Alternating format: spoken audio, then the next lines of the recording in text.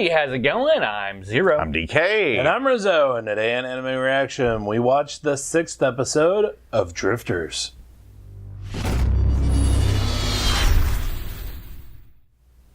If you want to check out our reaction to the 6th episode of Drifters, hit that link in the description below. And be sure to give us feedback in the comment section because we love hearing from you. And as always, if you like what you see, subscribe to Otaku Saga. And don't forget to like and share our videos. And thanks for watching. So, on this episode of Drifters, We've finished up the takeover of the castle. Toyohisa gets pissed. Starts to go on a righteous rampage. and Nobunaga decides that if anything in the whole revolt, if there's anything that is like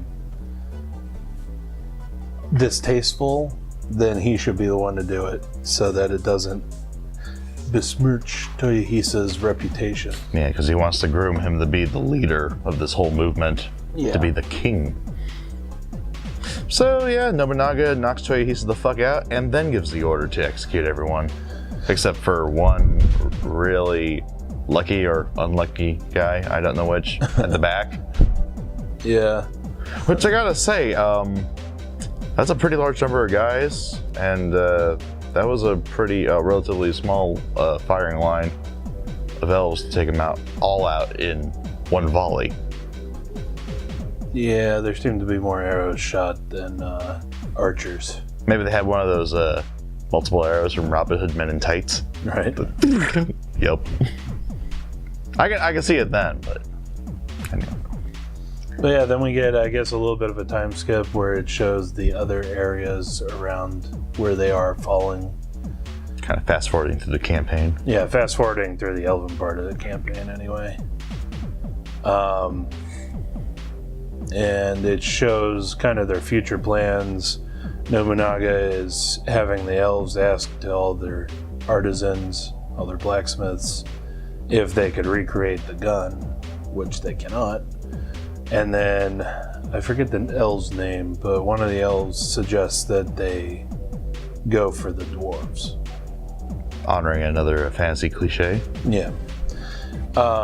Yeah, and the reason why I mentioned the Lord of the Rings is because in that series, the elves are better, or the elvish stuff is like the elvish armor and elvish weapons are better than the dwarven armor and weapons because they're much faster. Like say for instance, chainmail. The Mithril. Yeah. Well, chainmail in general.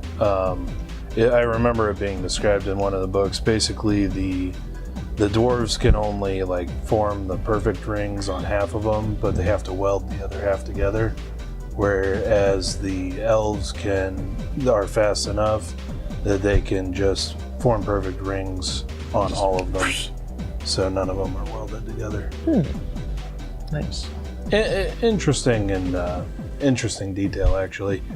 But most fantasy, which this is probably following most fantasy, the elves are good at creating natural goods. Light armor is usually made out of leather or something. Of Leather armors and wooden weapons. And, wooden weapons, bows, things like that. But normally dwarves are the superior metal workers. Mm-hmm. So yeah, you'd need them to recreate a rifle. Or arbicus, to be more accurate, I guess. Yeah. I mean, and that goes into a lot of different fictional stories. I mean, Marvel and DC, they have dwarves. But yes, in Marvel, dwarves actually made Mjolnir out of a star. Or a dying star. Interesting. But yeah, we see more elves join the cause. And then at the very end of the episode, we see the Ents bearing down on them. So I'm wondering how they're going to get out of this one.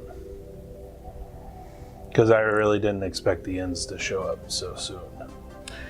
Yeah, well, I'm guessing a tactical retreat's in order because they come totally unaware. I wouldn't want to give up that location for the life of me. But other things that we did get a glimpse into. Apparently, the Nazis shipping line is being bombarded by A pirate flying griffins.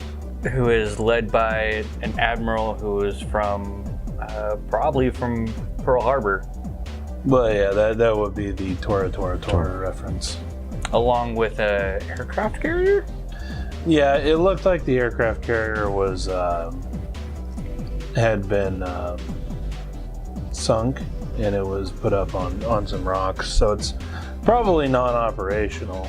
However, if it still has any aircraft, there is a drifter who flies airplanes from World War II. And also, I mean, it's still an aircraft carrier. It's huge. So it's going to make an excellent base of operations. Yeah. And it has guns mounted on it, so. Oh yeah, and we also find out that the guy who founded Orte is literally Hitler. And they made a creepy ass portrait of him. And then blew it up massive. Just to scare people.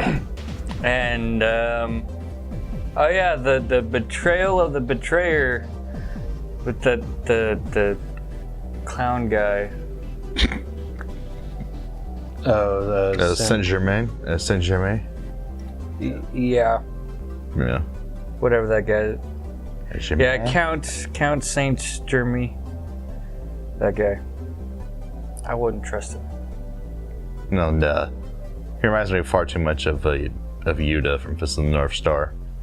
Actually, I think he might have been transplanted because Yuta is also that flamboyant. And has a knack for betraying people, so there you go. Yeah. But yeah, that's pretty much what happened there. I liked it. It had a lot of story, and it was a lot of fun. Yeah, Story it's definitely and- setting up some more epic events. No, like the big confrontation, I'm sure that's coming. Mm-hmm. So yeah. Oh yeah, one more thing before you just sign off. I'm calling it right now. Also, I'm agreeing with you guys in the comment section. Black King is totally Jesus.